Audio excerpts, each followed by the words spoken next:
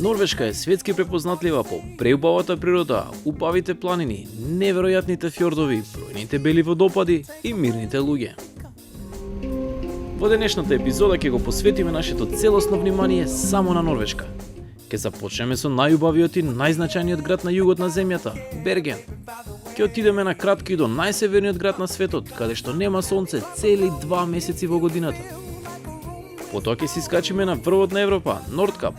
Ќе се запознаеме со интересниот модерен град, каде што гостуваше фудбалскиот тим на Вардар, Тронхајм. На денешната листа е и преубавата природа на регионот Лекнес.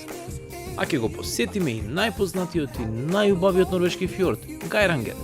Ајде да започнеме со богатата епизода од богатата и преубава Норвешка.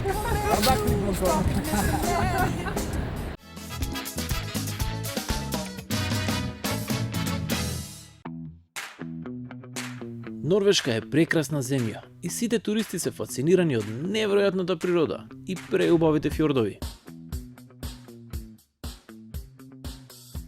Епизодата за неверојатната Норвешка ќе започнеме од прекрасниот Берген. Берген е најјужниот и порано бил најзначајниот норвешки град, бидејќи целата трговија одела преку неговите пристаништа.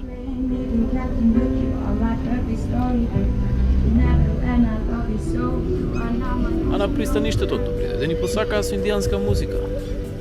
Светот е на вистина едно глобално село. За да добијам повеќе информации за важноста на градот, отидов до замокот на Берген од 11 век, кој што е во склоп на локалниот музеј за историја. Јас накратко се качив на кулата, која што ми се виде како лавиринт со илјада скали. Од оваа кула се одвивала одбраната на градот и била централно место за заштита на убавата Норвешка. А јас се качив со желба да го имам убавиот видик, но за убава гледка ќе треба да почекам некој иден убав сончев ден.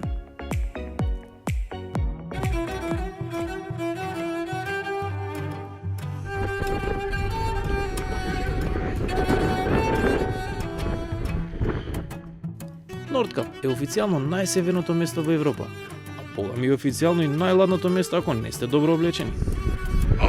Епте на ладнова Норвешка,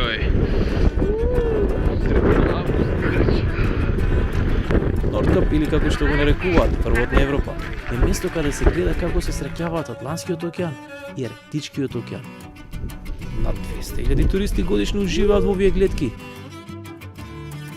Но најверојатно јас сум единствениот кој што се качило под коленки и дуксер. И единствениот, заедно со пријателката Сара, кој што моравме да трчаме како луди, за да не смрзнеме.